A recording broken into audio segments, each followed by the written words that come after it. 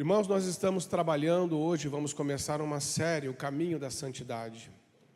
E o texto que vamos ler está em João capítulo 1, versos 31 a 51. No dia seguinte, estava João outra vez na companhia de 2 dos seus discípulos. E vendo Jesus passar, disse: Eis o Cordeiro de Deus. Os discípulos, ouvindo-o dizer isso, seguiram Jesus. E Jesus, voltando-se e vendo que o seguiam, disse-lhes: Que buscais? Disseram-lhe: Rabi, que quer dizer mestre, onde assistes? Respondeu-lhes: Vinde e vede. Foram, pois, e viram onde Jesus estava morando, e ficaram com ele aquele dia, sendo mais ou menos a hora 10ª. Era André, irmão de Simão Pedro, um dos 2 que tinham ouvido o testemunho de João e seguido Jesus. Ele achou primeiro o seu próprio irmão Simão, a quem disse: Achamos o Messias, que quer dizer Cristo, e o levou a Jesus. Olhando Jesus para ele, disse: Tu és Simão, o filho de João. Tu serás chamado Cefas, que quer dizer Pedro. No dia imediato, resolveu Jesus partir para a Galileia e encontrou a Filipe, a quem disse: Segue-me. Ora, Filipe era de Betsaida, cidade de André e de Pedro. Filipe encontrou a Natanael e lhe disse: Achamos aquele de quem Moisés escreveu na lei, a quem se referiram os profetas, Jesus, o Nazareno, filho de José. Perguntou-lhe Natanael: De Nazaré pode sair alguma coisa boa? Respondeu-lhe Filipe: Vem e vê. Jesus viu Natanael aproximar-se e disse a seu respeito: Eis um verdadeiro israelita em quem não há dolo. Perguntou-lhe Natanael: De onde me conheces? Respondeu-lhe Jesus: Antes de Filipe te chamar, eu te vi, quando estavas debaixo da figueira. Então exclamou Natanael: Mestre, tu és o Filho de Deus, tu és o Rei de Israel. Ao que Jesus lhe respondeu: Porque te disse que te vi debaixo da figueira, crês? Pois maiores coisas do que estas verás. E acrescentou: em verdade vos digo, que vereis o céu aberto e os anjos de Deus subindo e descendo sobre o Filho do Homem. Amém. No caminho da santidade, pode deixar a imagem, tem uma imagem bonita do caminho da santidade que fez, daí depois você troca para pôr os versículos. No caminho da santidade, encontros acontecem com Jesus, como vimos aqui. Mas antes desses encontros acontecerem, precisamos nos lembrar da preparação que Deus fez para a chegada do seu Filho Jesus ao mundo. Quando olhamos o Antigo Testamento, lembramos que foi um período de 430 anos, está lá em Êxodo 12:40, o tempo em que os filhos de Israel habitaram no Egito foi de 430 anos no Egito. Também vamos ver que esse período vai se repetir depois. Quando termina o livro de Malaquias, o último livro do Antigo Testamento, entre Malaquias e João Batista, nós temos também um período de 430 anos. O mesmo período se repete. O período onde Deus espera para tirar o povo do Egito e levar para Canaã, é o mesmo tempo entre o Antigo e o Novo Testamento, onde Deus fica em silêncio. 430 anos de silêncio profético. Deus não fala. Mas não é porque Deus não está falando que Ele não está preparando o mundo para a chegada do seu Filho Jesus Cristo. Nesse tempo de 430 anos, do período interbíblico ou período intertestamentário, entre o Antigo e o Novo Testamento, algumas coisas importantes acontecem no mundo para que venha Jesus Cristo na plenitude do tempo. Uma delas é a helenização, que é a influência da cultura grega no mundo. O grego se tornará no mundo o que o inglês é hoje. Para que a pessoa seja entendida ou se faça entender em todo o mundo, conhecido da época, era necessário o grego por causa de Alexandre o Grande, e a conquista que ele fez foi tão grande que ele espalhou a influência grega, a cultura grega no mundo. Por isso vai acontecer a tradução do Antigo Testamento, a saber, a Torá, o Pentateuco e livros do Antigo Testamento, vão ser traduzidos por cerca de 72 anciãos, que vão fazer isso em 70 dias. E essa tradução é chamada Septuaginta, que é a tradução do hebraico e do aramaico para o grego, para que todos possam ler e compreender as Escrituras. Também nesse tempo, as sinagogas se fortalecerão. Elas são criadas no período babilônico do cativeiro. Ali se criam as sinagogas, mas se fortalecem agora nesses 430 anos antes da chegada de Jesus. Também nesse tempo, 4 seitas crescem no judaísmo, a saber, os fariseus, os saduceus, os zelotes e os essênios. Os fariseus, eles eram mais conservadores e acreditavam na ressurreição. Os saduceus eram mais liberais e não acreditavam na ressurreição. Os zelotes eram aqueles que queriam conquistar o poder para Israel através de um poder militar e de um líder político. Os essênios era como um gueto que se isolou, se fechou para estudar as Sagradas Escrituras com poucas pessoas. Bom, tendo entendido este pano de fundo, é que vamos entender agora o que está acontecendo.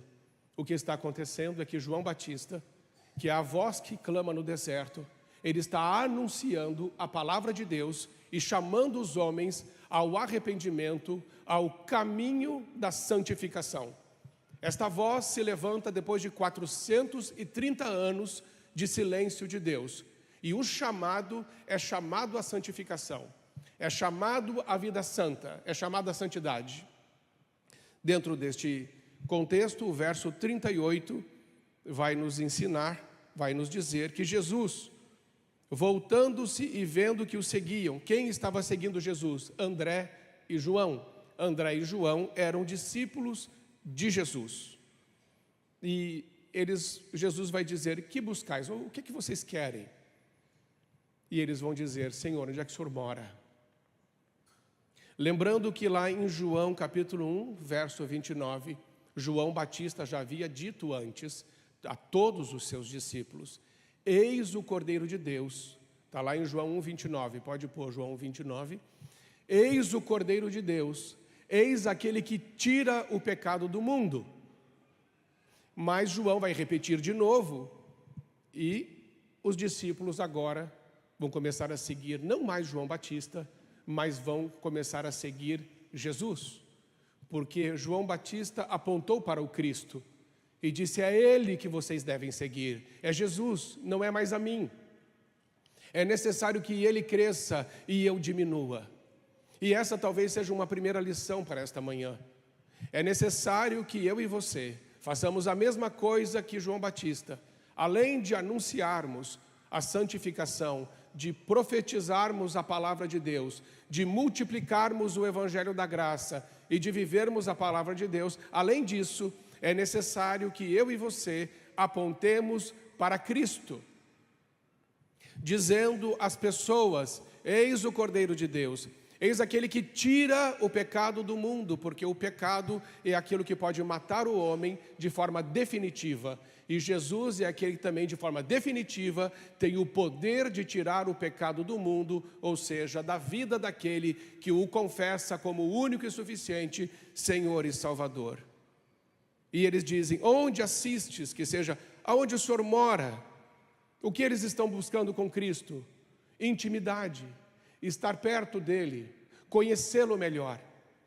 No caminho da santificação, eu e você precisamos fazer esta mesma pergunta para Jesus: Senhor, onde o Senhor mora?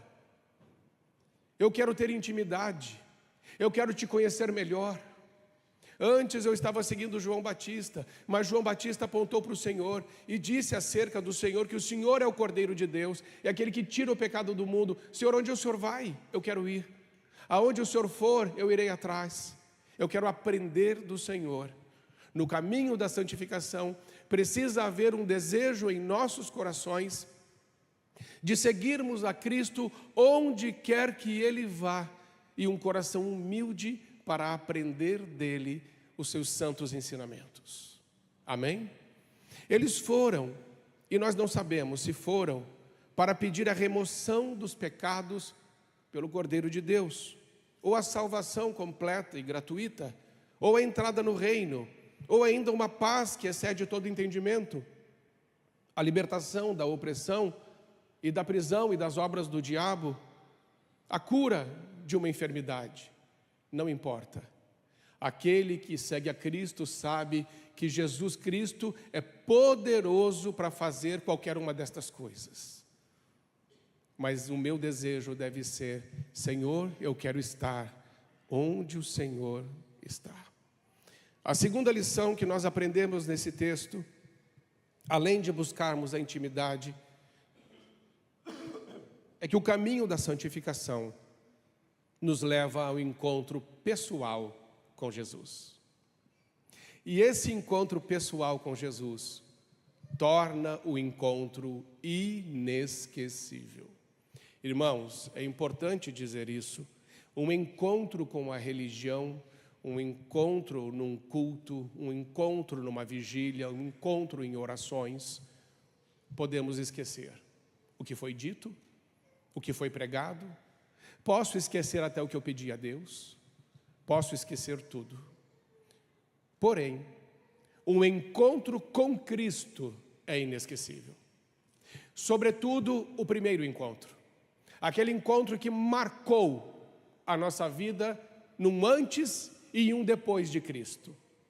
É bem verdade que muitos de nós, antes de ter um encontro com Cristo, teve um relacionamento mais superficial, talvez admirando a Cristo, tendo empatia, simpatia por Cristo, gostando de ver os princípios, a ética e a moral de Cristo, e achando tudo isso muito bom.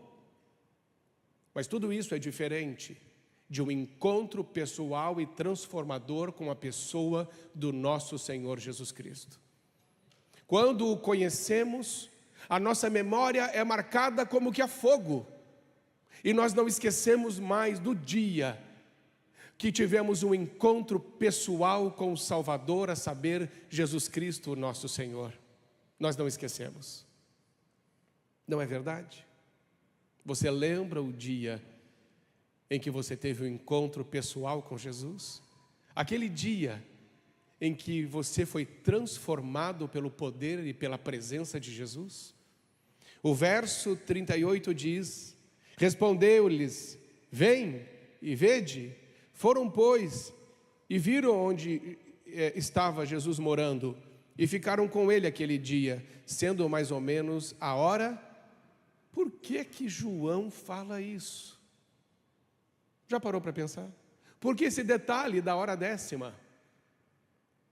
Porque ele teve um encontro pessoal e verdadeiro com Jesus. Ele não lembra só do dia, ele lembra até da hora. A hora em que Jesus entrou na minha vida, a hora que Ele me tirou das trevas para a luz, a hora que Ele me libertou do pecado, a hora que Ele transformou a minha história, a hora que eu deixei de ser órfão, mas fui transformado pela graça e pelo amor de Jesus em filho de Deus. Aquela hora em que Ele me livrou das opressões, das prisões, das cadeias do diabo. Aquela hora em que Ele me curou das minhas feridas, das minhas dores. Aquela santa hora onde Ele levou sobre si todos os meus pecados. Como eu posso esquecer? Louvado seja Deus por seu Filho Jesus Cristo, nosso Senhor, e pela lembrança que devemos ter no caminho da santificação, lembrarmos o dia e a hora da ação poderosa e do encontro transformador de Jesus conosco. Amém? Porque não é assim na nossa vida. Quantos casais nós temos aqui? Quantas pessoas estão namorando ou já são casadas? Ergue a mão. Namorando ou já são casadas? Glória a Deus. Os outros tenham fé. Um dia, esse dia vai chegar. Amém? Mas você que está namorando ou já casou, você não teve um encontro com essa pessoa que você fala assim: meu Deus, quando eu olhei para ele, quando eu olhei para ela, o meu coração queimou e eu falei assim: eu vou casar com ela. Lembra disso? Se você não lembra, você está frito. Ela hoje vai perguntar: eu quero ouvir essa resposta depois, lá na hora do almoço. Porque a gente tem que lembrar daquele dia, daquela hora. Eu lembro, viu, mano? Eu lembro, depois te conto. Mas a gente tem que lembrar porque marcou a nossa vida, muito mais ainda Jesus. Que coisa tremenda o nosso encontro com Jesus. Eu me lembro que quando eu tive esse encontro, veja, eu já havia lido a Bíblia toda com 12 anos. Muita coisa, claro que eu não entendia, mas havia um desejo ardente no meu coração de conhecer mais a palavra de Deus. E assim eu cresci sempre com a Bíblia, sempre do lado da minha cama, lendo e tentando entender. Mas demorou muitos anos da leitura bíblica e de um desejo de conhecer Jesus até realmente ter um encontro com Ele. E quando eu tive o meu encontro com Jesus, eu nunca vou esquecer, estava tocando um louvor no retiro de famílias, e o louvor, retiro de carnaval, e o louvor é Leva-me Além. E ali o Senhor me tirou da religiosidade, da liturgia, do mero ritual, e ali Ele me chamou de filho. E eu fui transportado de um lugar de um relacionamento mais superficial para um relacionamento de pai e filho. Como é bom quando Deus nos leva além da religiosidade, além do ritual, além da liturgia, além das dores, além de um casamento falido, além de uma vida vocacional mutilada. Ele nos leva além, e Ele nos restaura, Ele nos transforma, e Ele nos coloca nos santos e retos caminhos dEle. Amém? Então, no caminho da santificação, um encontro com Jesus é sempre inesquecível. Terceira lição que eu tiro desse texto está lá no verso 40. Era André, o irmão de Simão Pedro, um dos dois que tinham ouvido o testemunho de Jesus e seguido Jesus. Ele achou primeiro o seu próprio irmão Simão, a quem disse: achamos o Messias, que quer dizer Cristo, e o levou a Jesus. Olhando Jesus para ele, disse: tu és Simão, filho de João, tu serás chamado Cefas. Irmãos, que coisa linda, porque foi João Batista que levou o André até Jesus, mas o André, ele levou Simão até Jesus. E João Batista disse assim: ô André, esse aí que você está vendo, esse é o Cordeiro de Deus, é Ele que tira o pecado do mundo. E sobre isso está escrito lá em Gênesis 22:8, que o Cordeiro de Deus foi o Cordeiro da provisão. Respondeu Abraão: Deus proverá para si, meu filho, o cordeiro para o holocausto. E seguiam ambos juntos. Pai e filho estavam andando juntos, Abraão e Isaque. E na hora que Abraão ia executar a ordem de Deus de sacrificar o seu próprio filho Isaque, Deus enviou um anjo do céu que disse: Abraão, não faça isso. Deus providenciou um cordeiro.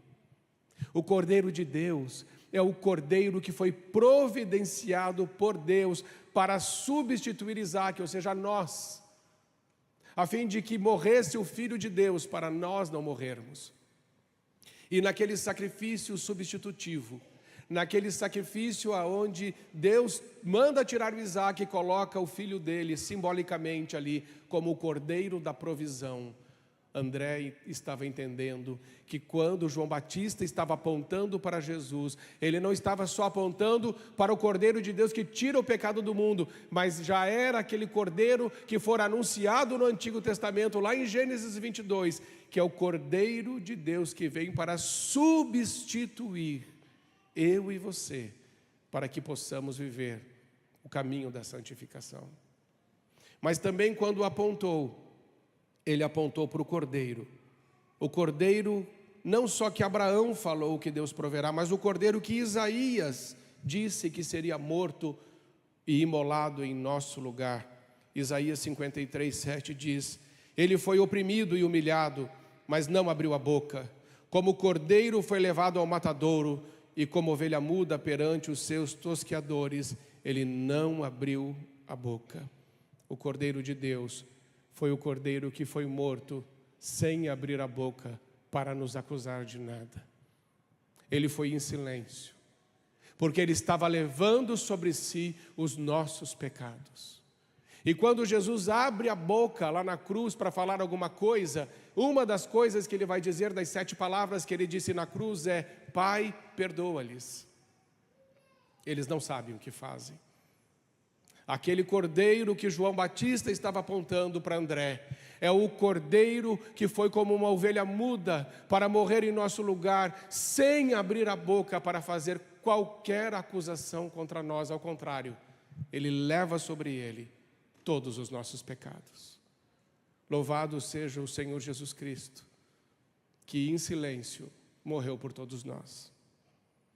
Quando ainda João Batista aponta para o Cordeiro de Deus que tira o pecado do mundo, ele se refere a Êxodo 12:5, que diz: o Cordeiro Pascal será sem defeito, macho de 1 ano. Podeis tomar um cordeiro ou um cabrito, o cordeiro sem defeito. É o Cordeiro Pascal. Na saída do povo do Egito para ir para Canaã, um cordeiro foi morto. E esse cordeiro é sem defeito, diz a Bíblia. Ele não tinha pecado, Jesus não tinha mácula, Jesus não tinha mancha. Jesus não é só o Cordeiro de Deus, ele é o Cordeiro perfeito, imaculado, santo, puro, justo, fiel e verdadeiro, que morre em nosso lugar, para que quando a morte venha para tragar e destruir os filhos de Deus, a morte passa por cima, porque não pode entrar aonde o sangue de Jesus está.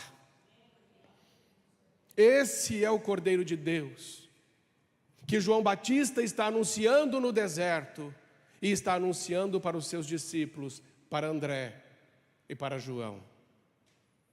Ainda quando João Batista aponta para Jesus e diz: este é o Cordeiro de Deus, ele está anunciando o Cordeiro que está lá em Apocalipse 13:8, e diz assim: e adorá-lo-ão todos os que habitam sobre a terra, aqueles cujos nomes não foram escritos no livro da vida do Cordeiro que foi morto desde a fundação do mundo. Quando João Batista diz: eis o Cordeiro de Deus, ele está dizendo não somente o Cordeiro de Deus, mas o Cordeiro de Deus que foi morto antes da fundação do mundo, porque Deus sabia que o homem ia pecar, e ele já providenciou o Cordeiro, seu Filho, para morrer em nosso lugar. E a morte vicária de Cristo tem um propósito, e o propósito é que eu e você estejamos com ele para sempre, e para que para sempre habitemos na nova Jerusalém celestial, como ele disse. Haverá um dia que todos nós estaremos com ele, e lá não haverá choro, lá não haverá lágrima, lá não tem pecado, lá não tem trevas, lá não tem morte, lá não tem doença, lá é o paraíso, é junto com Deus. Mas enquanto estamos trilhando o caminho da santificação, nós precisamos da ajuda do Cordeiro de Deus, de Jesus, da direção do Espírito Santo, da graça e do amor de Deus Pai, a fim de que tudo na nossa vida que não se parece com Jesus, ou não está alinhado com as Escrituras, vá saindo e a nossa vida vai sendo limpa mediante atitudes que tomamos em obediência à santa palavra de Deus. Amém, irmãos? Então, o Senhor é aquele que foi morto desde antes da fundação do mundo, mas também está escrito ali que Ele é aquele que levou a Jesus. André levou a Jesus, verso 42, e o levou a Jesus, levou Pedro. Olhando Jesus para ele, disse: tu és Simão, filho de João, tu serás chamado Cefas, que quer dizer Pedro. A quarta lição que eu aprendo é que no caminho da santificação, quando somos levados a Cristo por alguém, ou levamos alguém a Cristo, a palavra de Deus diz que ele olhou, olhando Jesus para ele. O nosso Deus é o Deus que nos vê, é o Deus que nos olha, é o Deus que nos percebe. O nosso Deus é o Deus que olha e que dá identidade e propósito. Ele disse assim: tu és Simão, filho de João, tu serás chamado Cefas, serás chamado. Por que Jesus disse isso para Pedro logo no primeiro encontro? Porque quando Jesus se encontrou com ele, o que Jesus estava tentando informar a Pedro é: agora que você me encontrou, Pedro, você não é mais Pedro, seu nome agora é Cefas, que significa pedra ou fragmento de pedra. Eu estou mudando a sua identidade, Pedro. Antes você era impulsível, volúvel, você era um homem fraco, mas a partir de agora, desse momento que você começa a andar comigo, eu farei de você uma rocha, Pedro. Porque quem me encontra tem o caráter transformado, e é transformado no processo, porque Jesus vai caminhar com Pedro 3 anos, e mesmo caminhando 3 anos com Pedro, diretamente com Pedro, isso não foi suficiente. Depois ainda precisou vir o Espírito Santo para tomar a vida de Pedro e realmente conduzi-lo aos santos caminhos de Deus, o que nos ensina que o caminho da santificação não pode ser trilhado sem o Espírito Santo de Deus. Devemos andar com Jesus, mas também devemos crer na promessa de Atos 1:8, e recebereis poder quando descer sobre vós o Espírito Santo, e sereis as minhas testemunhas em Jerusalém, na Judeia, na Samaria e até os confins da terra. Sem o Espírito Santo é impossível trilhar com sucesso o caminho da santificação. Contudo, a palavra de Jesus se cumpriu. Tu és Cefas.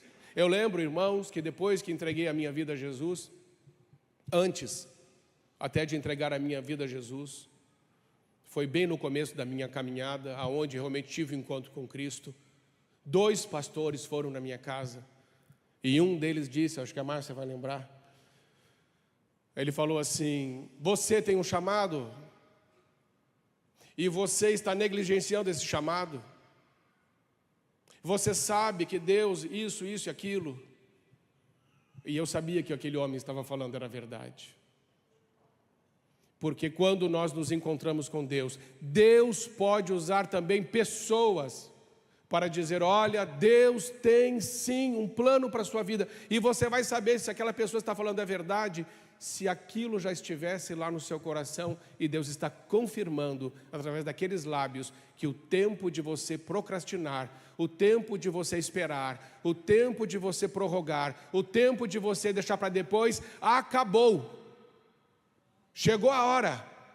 É isso que aconteceu aqui. Pedro acabou o seu tempo de pesca, porque também está escrito lá em Lucas 5, 10 e 11.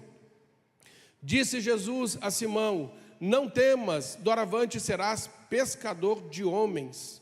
E arrastando eles os barcos sobre a praia, deixaram tudo e o seguiram. Há um momento em nossa vida, irmãos, que o encontro com Jesus, no caminho da santificação, o Senhor vai exigir de nós que a gente comece a largar algumas coisas para cumprir o santo propósito que Ele tem na nossa vida. É necessário que eu e você saibamos que o caminho da santificação é exigente e muitas vezes muito sacrificial, e que pode nos custar tudo o que estamos fazendo ou tudo o que temos.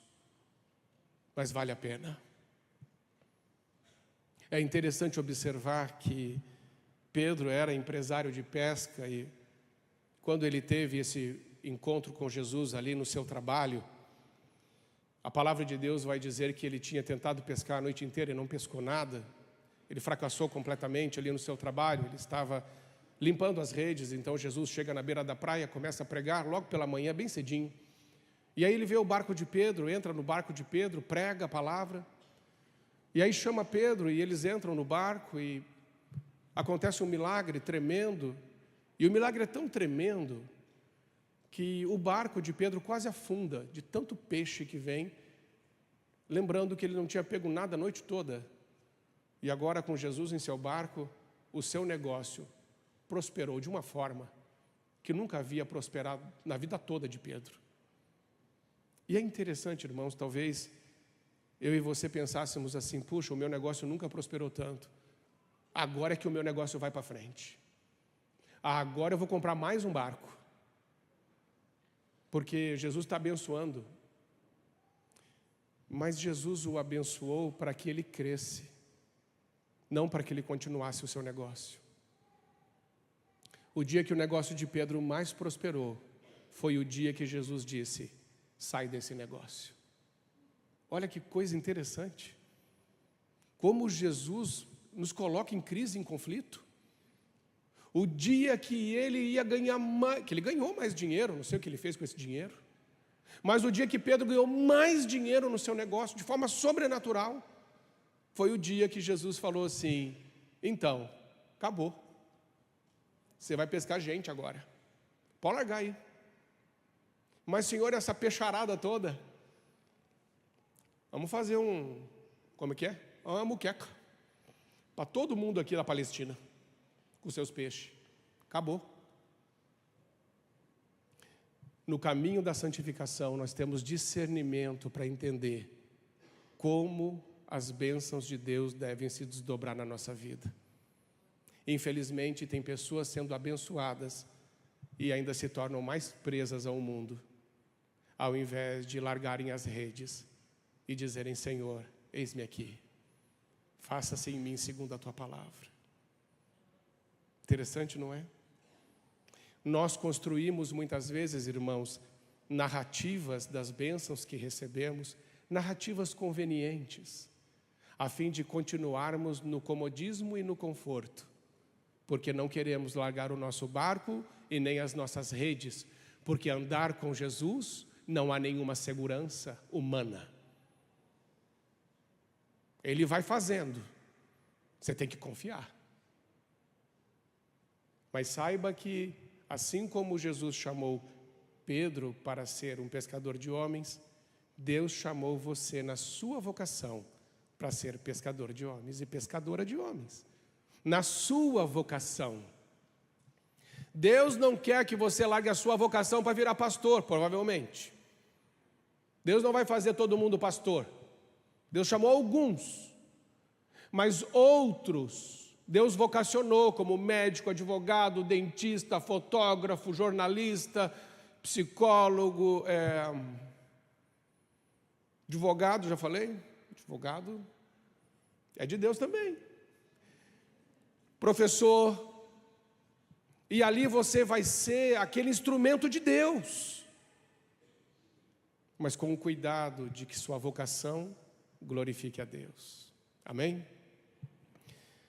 A quinta lição que eu aprendo ainda nesse texto é: leve quantas pessoas você puder para Jesus.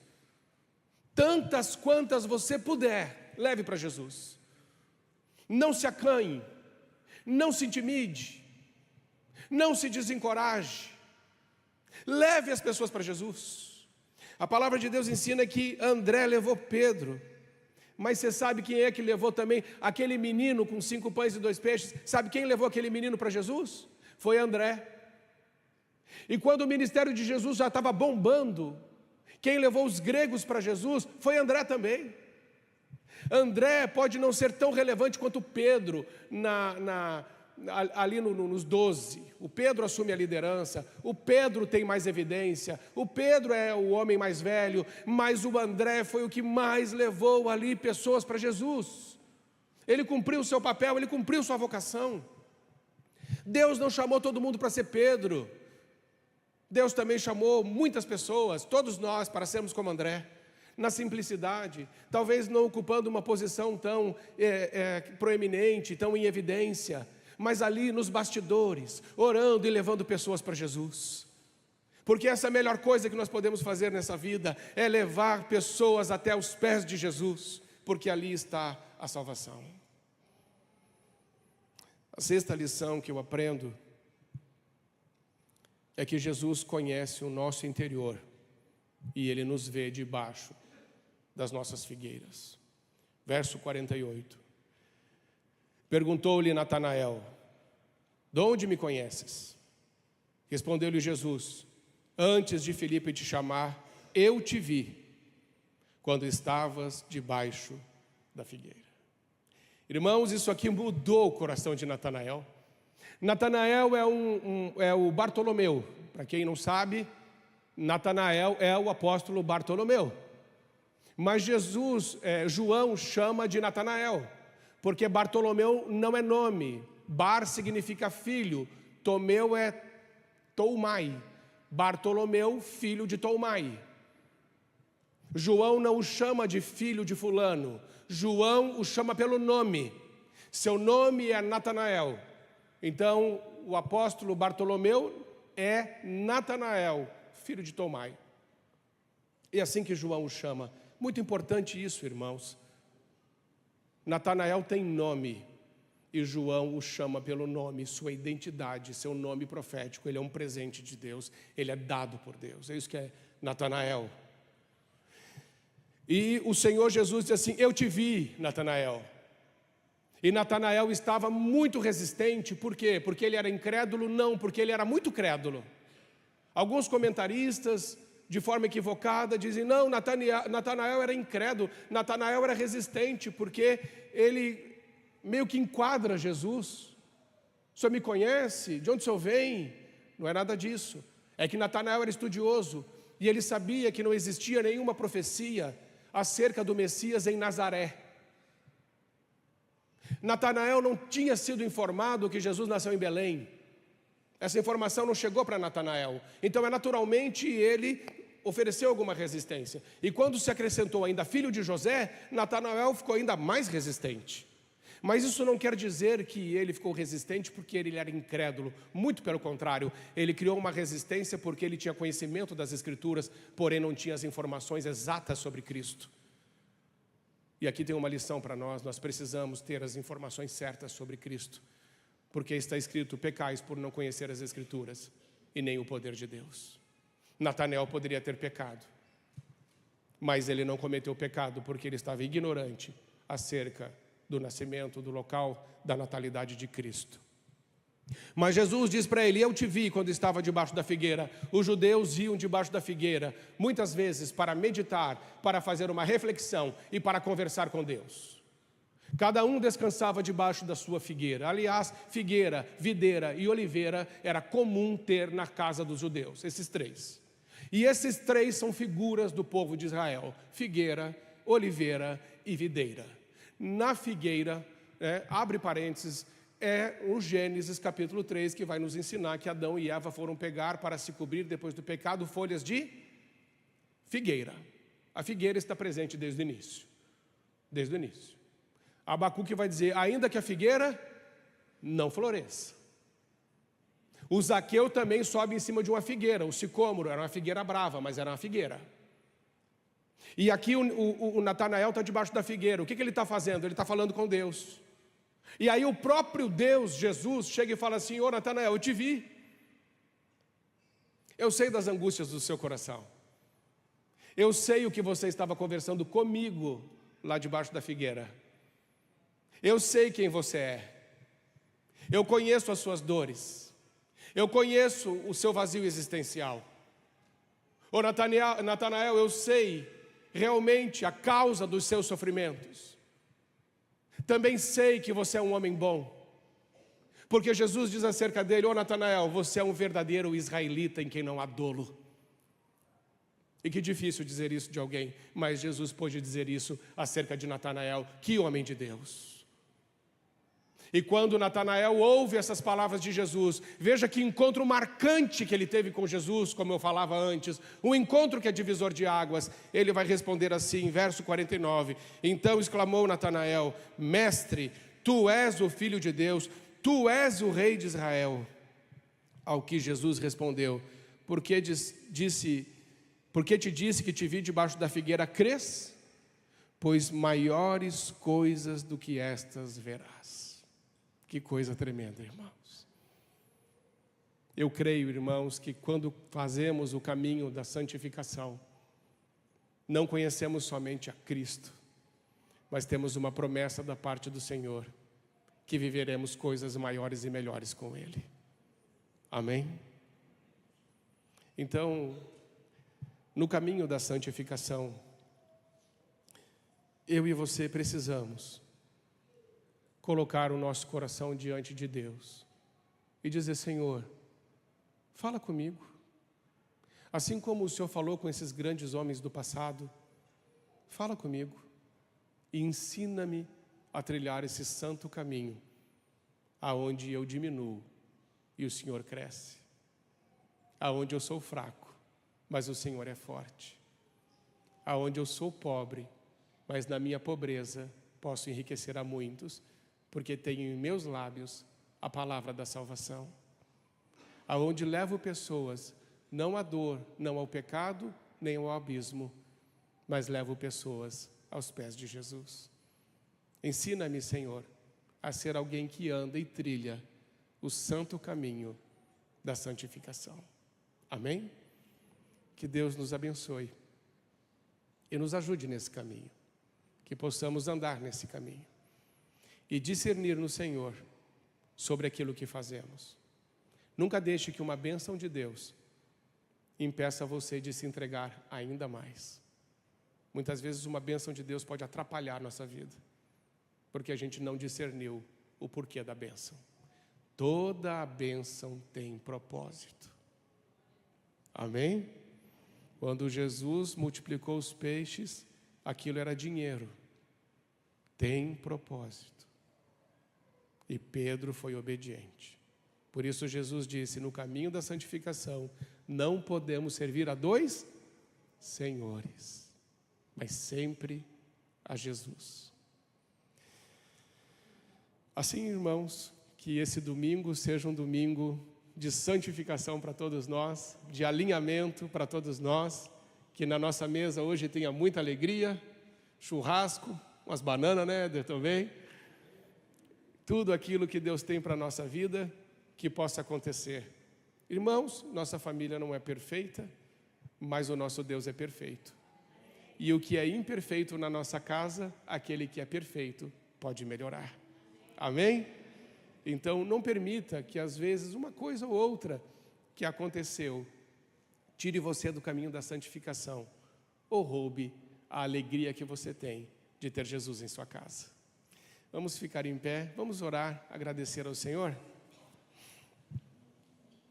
Pai querido, nós queremos agradecer essa manhã, onde ouvimos um pouco sobre o caminho da santificação. E como é lindo podemos lembrar hoje daquele encontro pessoal que tivemos contigo. Alguns estão tendo hoje, outros ainda terão. Não importa. O que importa é nos encontrarmos com Jesus. Que toda a nossa casa e família, Senhor, possa ser levada aos pés de Jesus. Dá-nos a mesma graça de André, de levarmos os nossos irmãos e amigos e apresentarmos a Jesus. Também as crianças, como André fez, e até mesmo os estrangeiros. Recebe nessa manhã toda a nossa gratidão e ajuda-nos nesse caminho a irmos nos tornando mais parecidos contigo, em nome de Jesus. Amém.